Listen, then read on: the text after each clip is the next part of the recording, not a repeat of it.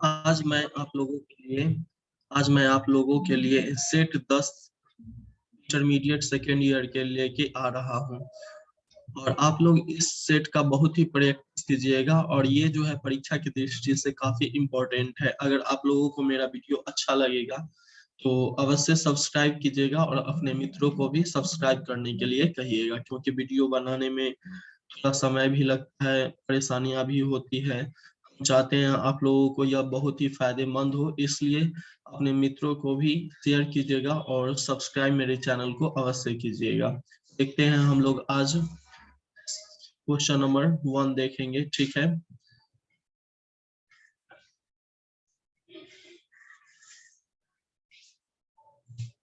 ठीक है, कहता है यहाँ पे यदि f such that r tends to r इस तरह से परिभाषित हो कि fx 2x प्लस 3 हो तो f इनवर्स x ज्ञात करना है। जब हमें डायरेक्ट f इनवर्स x निकालना है, fx बराबर 2x प्लस 3 दे रखा है और हमें कहता है f इनवर्स x ज्ञात कीजिए। जब ये हमें डायरेक्ट निकालना है तो हमें 1 1 और ऑन टू दिखाने की आवश्यकता नहीं है, बस यहाँ y मान लेंगे हम 2x प्लस 3 और इससे हम x की वैल्यू निकालेंगे तो x की वैल्यू 3 उधर जाएगा तो y माइनस 3 अब बट्टा में हो जाएगा 2। तो इसी को लिखते हैं f इनवर्स y बराबर y माइनस 3 बट्टा 2। तो हो गया f inverse x is equal to हो जाएगा मेरा यहाँ पे x माइनस 3 अब बट्टा में 2। इसका मतलब हो गया मेरा ऑप्शन नंबर हो जाएगा यहाँ से बी नंबर। ये बी नंबर मेरा आंसर हो जाएगा। उसके बाद अब हमें कहता है यहाँ पे fx यदि दे रखा है हमें यहाँ पे, यहाँ देखता है fx प्लस है 2 into F 1 minus X is equal to X square plus 2 है। तो हमसे पूछता है fx क्या होगा। इस क्वेश्चन के लिए fx निकालना है। ये मेरा सबसे पहले सर्व समीका है। सर्व समीका x के सभी मान के लिए सत्य होता है। तो हम यहाँ पे क्या काम करते हैं, x का कोई भी मान ले लेते हैं। हम ले लेते हैं 1, तो 1 प्लस हो जाएगा यहाँ पे 2 f1 माइनस 1 और ये हो जाएगा 1 का स्क्वायर हो जाएगा f1 प्लस 2f0 बराबर हो गया मेरा 3। ठीक है, तो ये आ गया। अब हमें देखना है यहाँ, इसे हम ट्रायल मेथड से बनाएंगे। ए होगा, बी होगा, सी होगा या डी होगा, नन ऑफ दिस। इसके लिए trial method by trial method. Trial method मतलब ऑप्शन मेथड, ऑप्शन से बनाते हैं। हम मान लेते हैं कि fx जो है मेरा यहाँ पर क्या है, fx ए नंबर में है मेरा एक्स स्क्वायर माइनस 2 ई होगा। देखते हैं यहाँ पे f1 और प्लस 2f0 का मान 3 है। ये वैल्यू हम इससे निकाल के इसमें रखेंगे। अगर 3 आ गया तो ये आंसर होगा, अगर 3 नहीं आता है तो ये मेरा आंसर ऑप्शन नंबर 1 नहीं होगा। तब हम आगे बढ़ेंगे। तो हम सबसे पहले यहाँ पे हम f1 निकालते हैं, 1 स्क्वायर माइनस 2। जब हम ये लिए तो आ गया यहाँ पर मेरा जाएगा -1 और उसके बाद f0 लेते हैं, 0 के स्क्वायर माइनस 2 आ गया -2। तो हम लेते हैं LHS। LHS मेरा दिया हुआ है यहाँ पे। LHS करने का मतलब हम इसको लेंगे तो f1 प्लस 2f0 का मान देखते हैं। तो f1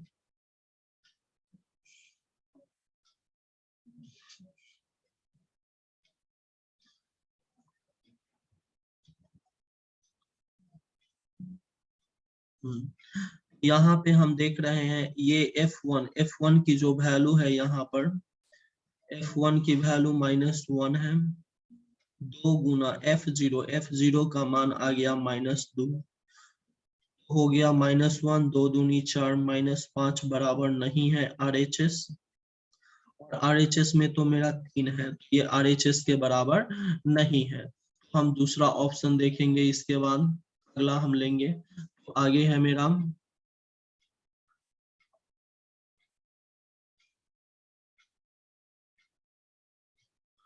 अगला यहाँ पे है मेरा, यहाँ पे दिया हुआ है। अब अगला है यहाँ पे मेरा 1, एक कांस्टेंट हो गया, इसे अभी नहीं लेते हैं, सी भी कांस्टेंट है नहीं, सी नंबर है 1/3 x माइनस 2 के होल स्क्वायर। तो इसी पे हम लोग चेक करके देखते हैं कि ये क्या आता है। इसके बाद थोड़ा सा पेन की समस्या है।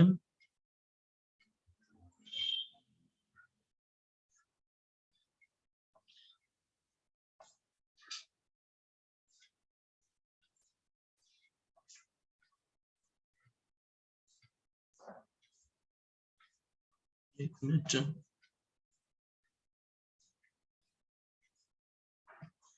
अब हम लोग देखेंगे यहाँ से, ठीक है। तो ये हो जाएगा मेरा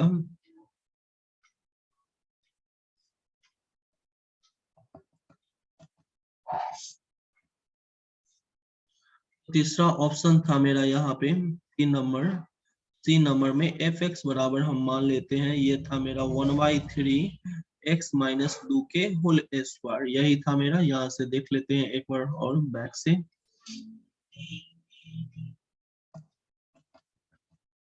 तीसरा नंबर में यही है 1/3 x माइनस 2 के होल स्क्वायर। अब इस पे हम चेक करते हैं क्या आता है मेरा।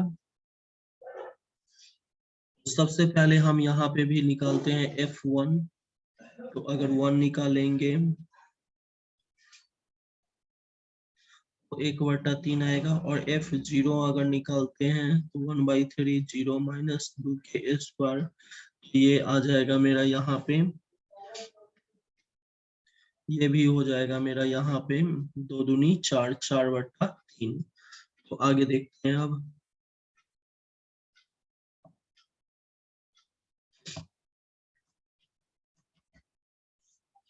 मेरा LHS था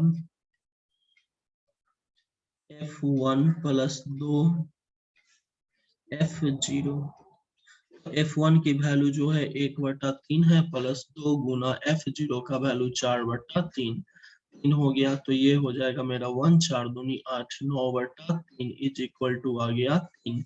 हो गया यहाँ पे RHS के इक्वल, इसलिए हो जाएगा मेरा fx की जो वैल्यू हो जाएगा वो होगा 1/3 x माइनस 2 के होल स्क्वायर। अब नेक्स्ट क्वेश्चन हम लोग यहाँ से देखेंगे, अगला क्वेश्चन।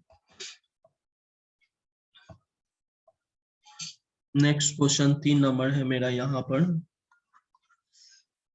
क्वेश्चन नंबर 3 है, 3 का है 2 tan इनवर्स x, ये किसके बराबर होगा। तो ये तो फार्मूला हो गया sine inverse 2x/1 plus x square के इक्वल होगा। चौथा में हमें कहता है sine inverse x plus cos inverse x, ये किसके बराबर होता है। तो फार्मूला है π/2 के इक्वल होता है।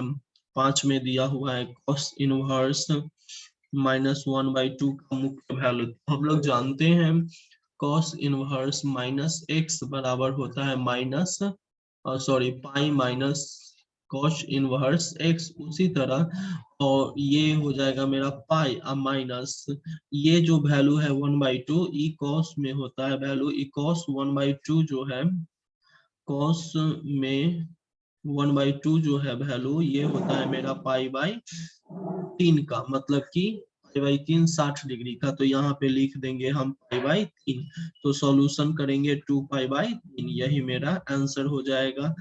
उसके बाद 6ठा नंबर प्रश्न है यहाँ पर।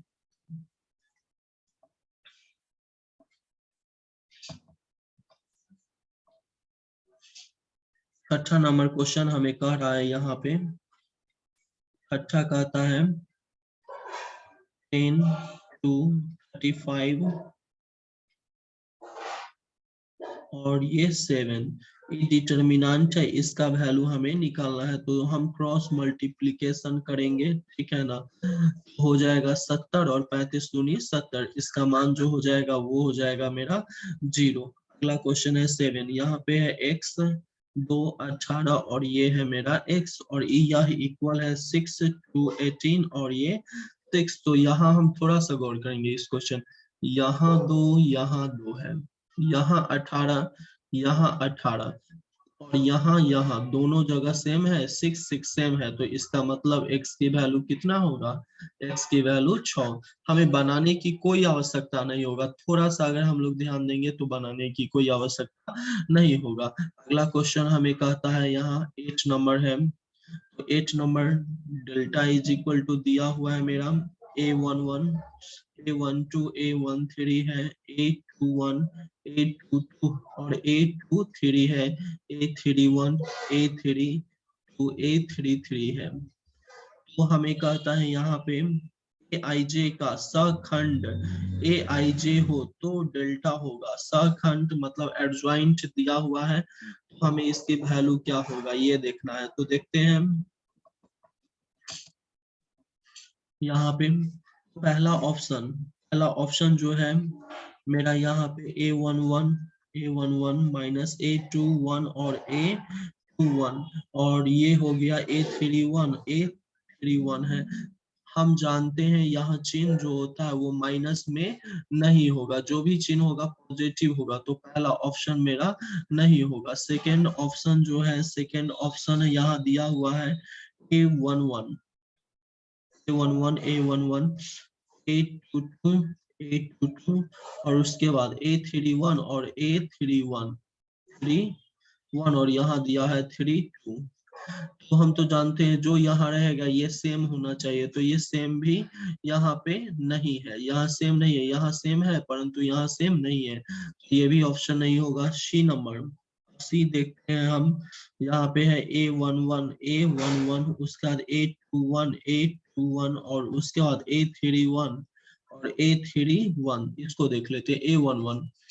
तो A11 के का सहखंड जो होगा ये चारों होगा, जिसको हम A11 से इंडिकेट करते हैं। अब फिर लिया है A21 इसको, तो इसके अनुसार जो होगा सहखंड A21 लिया है, ठीक है। उसके बाद ये A31, तो A31 का सॉरी छोटा a होगा, तो इसके लिए मेरा कंफर्टेबल सी है, मतलब आंसर हो जाएगा यहाँ पे सी नंबर। अगला हम देखते हैं, ये हम लोग बुक में भी पढ़ चुके हैं, ये बताए हुए हैं कैसे बनता है सो, और यहाँ पे हम ऑप्शन के अनुसार जो यहाँ एलिमेंट होगा उसी का सहखंड हम यहाँ लेंगे। 21 है तो 21 का 21, मतलब कि इसका सहखंड ए बड़े A21 से इंडिकेट करते हैं, यहाँ भी छोटका a होगा इस तरह से। अगला क्वेश्चन हम देखते हैं, अगला क्वेश्चन है मेरा a इज इक्वल टू दिया हुआ है यहाँ पे 9 नंबर में, या दिया हुआ है 1 2 4 2, तो कहता है 2a जो होगा डिटर्मिनेंट 2a किसके बराबर होगा। तो पहले डिटर्मिनेंट a हम निकाल लेते हैं। डिटर्मिनेंट a जो है 1 2 4 2, मतलब कि हो जाएगा 2 4 दूनी 8 माइनस 6 के बराबर। 2a निकालते हैं, इसके सभी अवयव में हम 2 से गुना करेंगे, तो 2 2 दूनी 4 4 दूनी 8 2 दूनी 4, सॉरी ये मैट्रिक्स फॉर्म में है। 2a डिटर्मिनेंट 2a निकालते हैं, तो 2 4 8 4 हो जाएगा, क्रॉस मल्टीप्लीकेशन करते हैं, 4 दूनी 8 और ये हो जाएगा 8 चौका 32, तो हो जाएगा माइनस इतना। तो हमें कहता है इनमें से 2a इज इक्वल टू क्या होगा, 2 डिटर्मिनेंट ए 4 डिटर्मिनेंट ए, तो हम यहाँ ऑप्शन नंबर बी होगा, क्योंकि यहाँ पे लिखा हुआ है 4 डिटर्मिनेंट ए, 4 और डिटर्मिनेंट ए की जो वैल्यू है वो आया है मेरा -6, इसको अगर गुना करेंगे आ जाएगा -24। तो इस तरह से मेरा आंसर जो हो जाएगा वो हो जाएगा बी नंबर। अब अगला क्वेश्चन है 10 नंबर, 10 नंबर देखेंगे हम।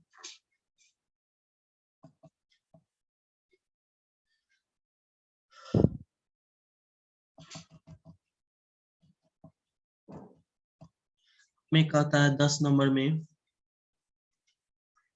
10 नंबर में हमें कहता है मैट्रिक्स एक दिया हुआ है, इसका व्युत्क्रम निकालना है। यहाँ पे मान लेते हैं ए इज इक्वल टू है हमें cos theta minus sine theta, उसके बाद है यहाँ साइन थीटा और फिर है cos थीटा। तो सबसे पहले इसका हम डिटर्मिनेंट ए निकालेंगे, cos को cos से गुना करेंगे तो हो जाएगा cos स्क्वायर थीटा, ये दोनों को गुना करेंगे तो minus minus plus sine square theta, इसका मान 1। तो अब हम यहाँ एडजॉइंट ए मतलब कि ए का कोफैक्टर मैट्रिक्स निकालेंगे। कोफैक्टर कोफैक्टर मैट्रिक्स जो होगा वो क्या होगा, तो ये इसको हम इंडिकेट करते हैं बी से, तो बी। अब cos थीटा इसका कोफैक्टर अगर हम a11 का कोफैक्टर निकालेंगे तो ये होगा cos थीटा, ठीक है, क्योंकि a11 का हम निकालेंगे तो ये चिन्ह के साथ होता है तो पॉजिटिव चिन्ह। अब इस हम निकालेंगे a12, इसके लिए होगा ये, और चिन्ह निगेटिव होगा क्योंकि -1 के पावर होता है 1+2, इसके लिए हो जाएगा माइनस साइन थीटा। और उसके बाद अब इसके लिए मतलब कि a21 के लिए तो चिन्ह होगा -1 के पावर 2+1, और इसके लिए होता है ये, तो ये माइनस साइन थीटा और यहाँ से माइनस आ गया तो minus minus plus sine theta हो जाएगा। और इसके लिए तो ये होता है a22, ये चिन्ह जो होगा -1 के पावर 2+2, तो चिन्ह पॉजिटिव, और इसके लिए होता है यहाँ वाला cos थीटा। तो अब हम यहाँ से एडजॉइंट ए निकालेंगे, ये बी का ट्रांसपोज। तो अब जो ये पंक्ति में है, ये पंक्ति में है, इसको स्तंभ में लिख देंगे, तो cos theta minus sine theta, ये साइन थीटा, और ये हो जाएगा cos थीटा। तो adjoint sorry inverse is equal to 1/, determinant A into होता है एडजॉइंट ए, ये तो एडजॉइंट ए है, और डिटर्मिनेंट की जो वैल्यू है, डिटर्मिनेंट की वैल्यू यहाँ पे एक आ गया है, तो 1/a और एडजॉइंट ए इतना रखेंगे तो इसका रिजल्ट भी यही रह जाएगा, मतलब हो जाएगा cos theta sine theta minus sine theta, और ये cos थीटा। तो इसका आंसर जो हो जाएगा मेरा यही हो जाएगा। अगला क्वेश्चन हम लोग देखते हैं 11 नंबर। 11 में कहता है हमें A is equal to A I J M cross N एक वर्ग आव्यूह है यदि, वर्ग आव्यूह तभी होगा जब m is equal to n होगा, पंक्ति जो है स्तंभ के बराबर हो जाएगा। अगला क्वेश्चन देखेंगे हम लोग।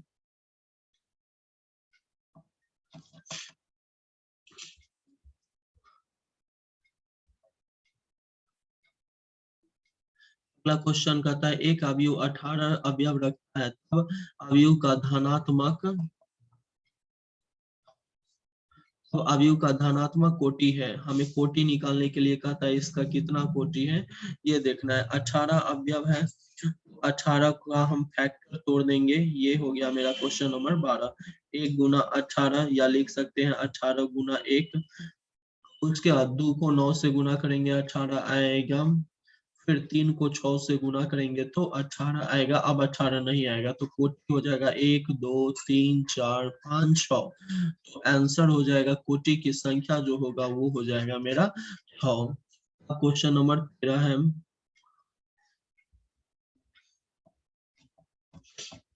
क्या कहता है हमें 13 नंबर क्वेश्चन दे रखा है यहाँ पे, प्रोबेबिलिटी ऑफ ए, ये है 3/8, प्रोबेबिलिटी ऑफ बी जो है 1/2 है, probability of A intersection B जो है,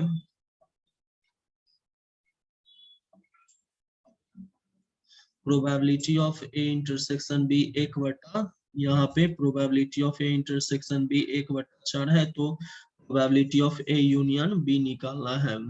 ठीक है, देखते हैं।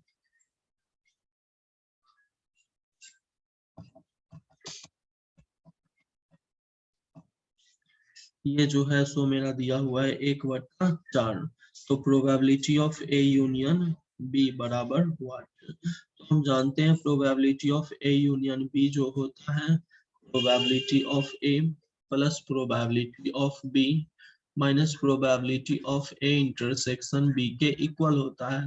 तो प्रोबेबिलिटी ऑफ ए 3/8, बी जो है 1/2 माइनस 1/4, तो ये हो जाएगा 8, हो गया 3, 2 चौका तो हो गया 4, और 4 दूनी, तो 7 में से 2 जाएगा तो 5/8 हो जाएगा।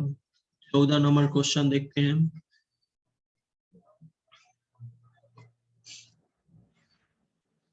14 नंबर क्वेश्चन हमें कहता है यहाँ पे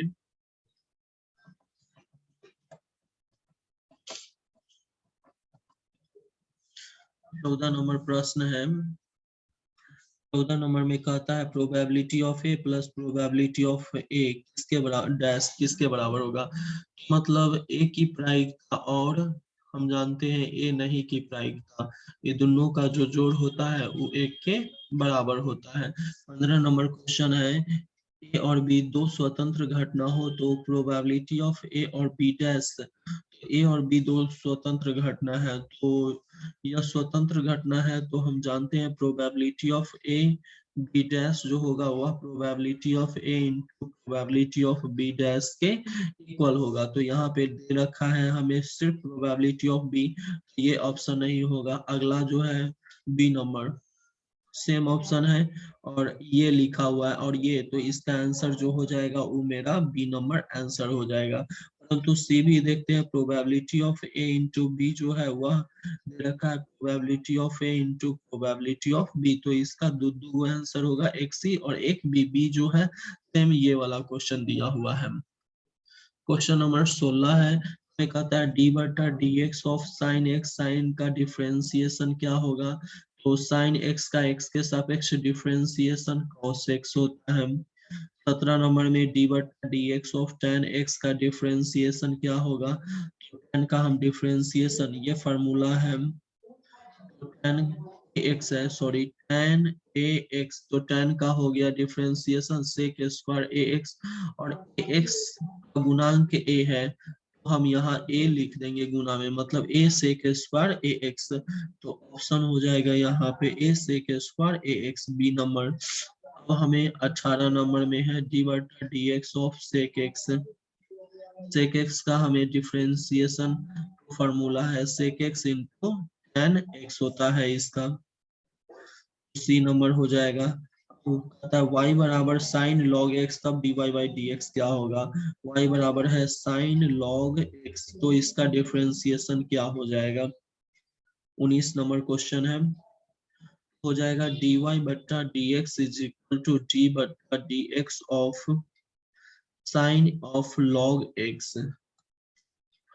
हम जानते हैं साइन का डिफरेंशिएशन cos x, x के पोजीशन पर है यहाँ log x, और log x का डिफरेंशिएशन 1/x, तो यहाँ पे बट्टा x, तो 19 का आंसर हो जाएगा cos log x बट्टा में x, cos log x बट्टा में x, ए नंबर हो जाएगा। अगला है मेरा 20 नंबर, तो यहाँ पे 20 नंबर दे रखा है हमें।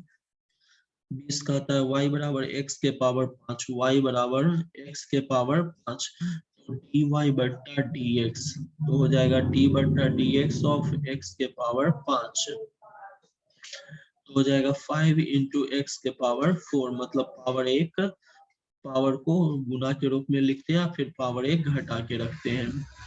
अगला है मेरा 21 नंबर,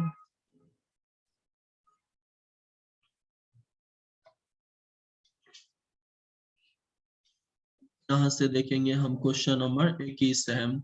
क्वेश्चन नंबर 21 हमें दे रखा है यहाँ से अवकल समीकरण d2 dy by d x, d y by d x के power 2 plus y is equal to x, इसकी हमसे पूछता है कोटि।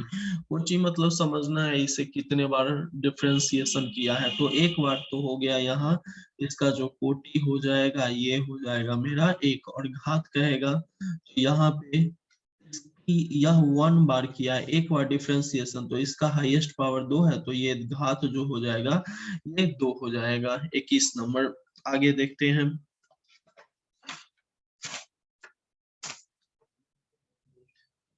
क्वेश्चन नंबर 22 है। क्वेश्चन नंबर 22 भी कहता है यहाँ पे d2y by d x square minus x d y by d x is equal to 3 बराबर y के पावर 3 का घात है। घात है तो इसकी कोटि हो गया 2, क्योंकि 2 बार हाईएस्ट डिफरेंशिएशन है और इसका पावर कुछ नहीं तो 1, इसका जो घात हो जाएगा, इसका घात हो जाएगा मेरा 1, और इसकी अगर कोटि निकालने के लिए कहता तो 2 बार डिफरेंशिएशन हुआ है इसलिए 2 हो जाता। आगे हम देखेंगे।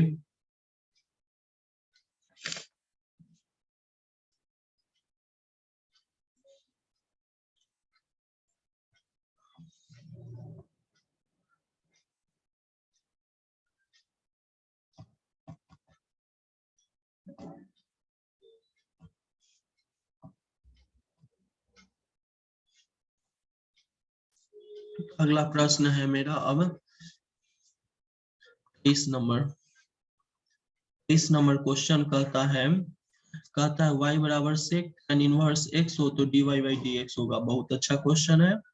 y is equal to sec of tan inverse x है, तो differentiating with respect to x हो जाएगा dy by dx is equal to sec का होता है सेक x, तो x के पोजीशन पर tan इनवर्स x है, इनटू होता है tan x, तो tan और x के पोजीशन पर tan इनवर्स x, और tan इनवर्स का 1 प्लस x स्क्वायर होता है, तो इसको हम लिखेंगे सेक, और ये हो जाएगा, इसको सेक के फॉर्मेट में लिखेंगे तो सेक इनवर्स आई tan इनवर्स 1 x है।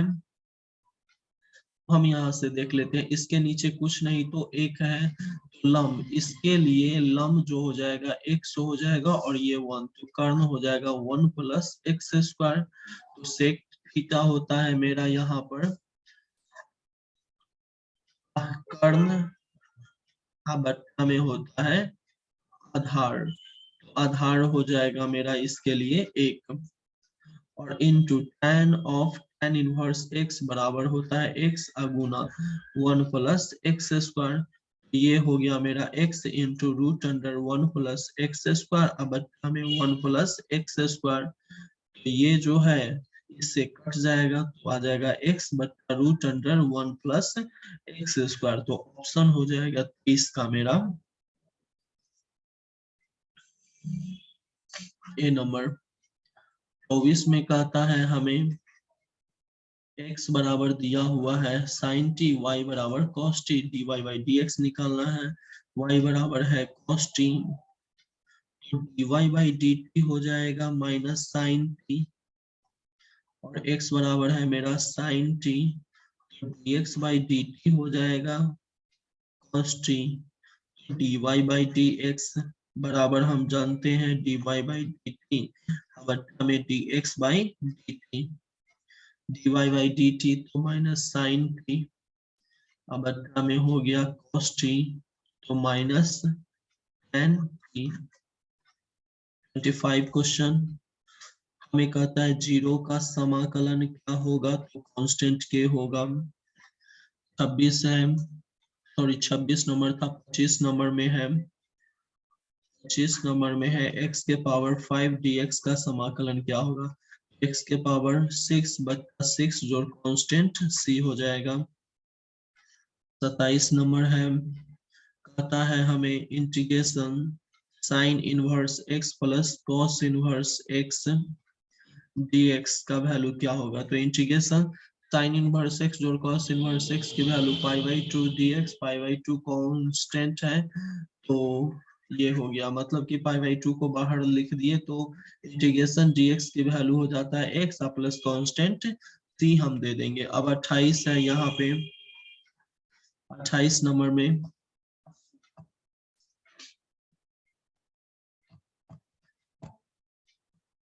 28 का आता है हमें dy by dx, dy by dx plus है y tan x बराबर sec x, तो कहता है का समाकल गुणक क्या होगा या समाकल गुणांक क्या होगा, तो इसकी तुलना dy by dx plus y p बराबर q से करते हैं, तो p की वैल्यू जो है y से y मिल गया, तो p का value tan x,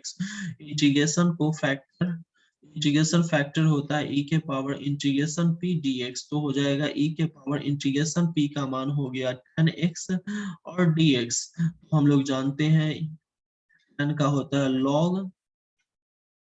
log sec x, तो यहाँ पे कांस्टेंट log का बेस जो होता है e होता है, इसलिए ये हो जाएगा मेरा sec x, तो 28 का आंसर जो हो जाएगा वो हो जाएगा मेरा समाकल गुणांक ऑप्शन ए नंबर।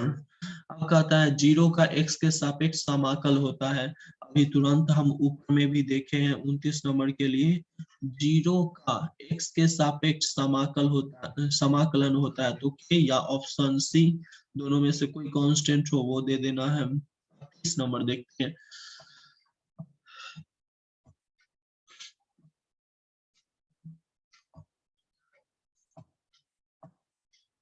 30 नंबर में है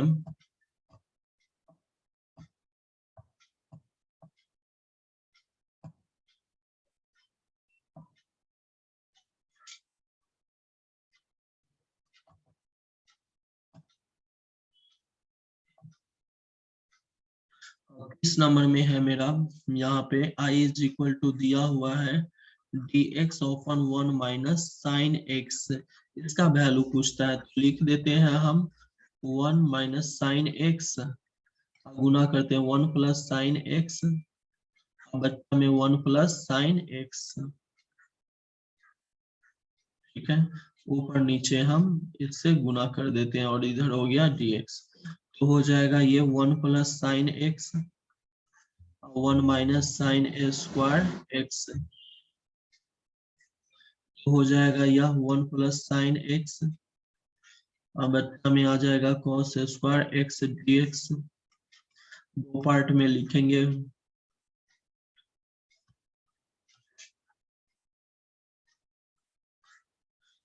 तो ये हो जाएगा मेरा सेक स्क्वायर एक्स प्लस हो जाएगा 10x इंटू सेक एक्स। तो हम जानते हैं सेक स्क्वायर एक्स का इंटीग्रेशन tan x होता है और tan x into sec x का सेक एक्स और कांस्टेंट c हो जाएगा।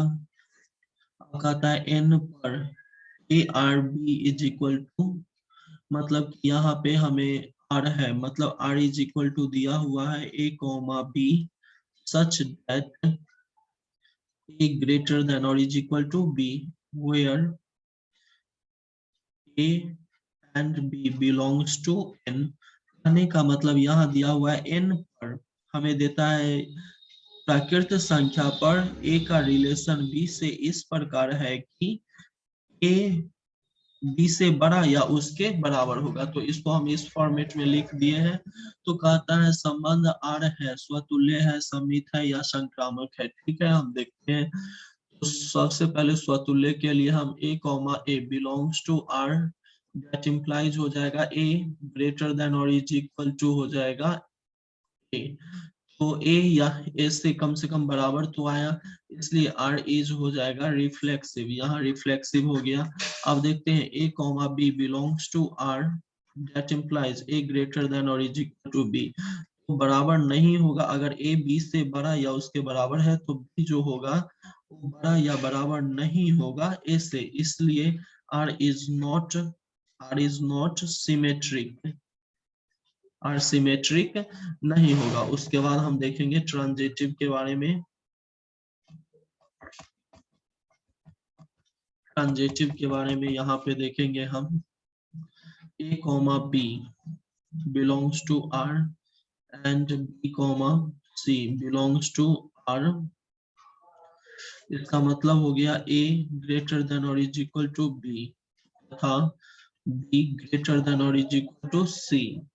ठीक है, तो यहाँ कहने का मतलब हो गया a जो है वह b से बड़ा या उसके बराबर है और b जो है c से बड़ा या उसके बराबर है।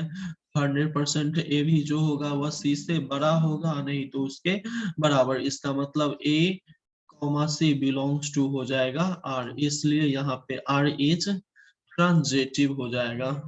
तो इसलिए आंसर जो हो जाएगा वो हो जाएगा मेरा ए और सी, जिसमें होगा मतलब कि ये रिफ्लेक्सिव भी है और साथ ही साथ ट्रांजिटिव भी है, लेकिन ये सिमेट्रिक नहीं है। तो देखते हैं हम आगे अब क्वेश्चन। इसका आंसर जो हो जाएगा वह स्वतुल्य कह रहा था, सम्मित कह रहा था, संक्रामक और तुल्यता। कहने का मतलब ये स्वतुल्य भी होगा और साथ साथ जो है यह संक्रामक भी होगा। ठीक है, और 32 नंबर जो है, 32 नंबर हम देखते हैं यहाँ पे a इज इक्वल टू दिया हुआ है हमें ए बी सी, और उसके बाद r इज इक्वल टू दिया हुआ है हमें a कॉमा a, उसके बाद b comma a comma b। तो कहता है a पर ये क्या है, सो हमें ये जो है b comma b does not belongs to r, इसलिए r is not reflexive, reflexive है नहीं। अब सिमेट्रिक है, क्योंकि a comma b belongs to R, that implies b comma a belongs to R, इसलिए R is जो है वह मेरा सिमेट्रिक है। अब ट्रांजिटिव है कि नहीं, यहाँ देख रहे हैं b comma a belongs to R और a comma b belongs to R, तो a से a कट गया, मतलब कि that implies b comma b जो है वो R में नहीं है, इसलिए R is not ट्रांजिटिव, ये ट्रांजिटिव नहीं है। तो ये हम 32 क्वेश्चन को देख लिए हैं। अगर आप लोगों को मेरा वीडियो अच्छा लगे तो मेरे चैनल को सब्सक्राइब जरूर कीजिएगा और लाइक भी अवश्य कीजिएगा। धन्यवाद।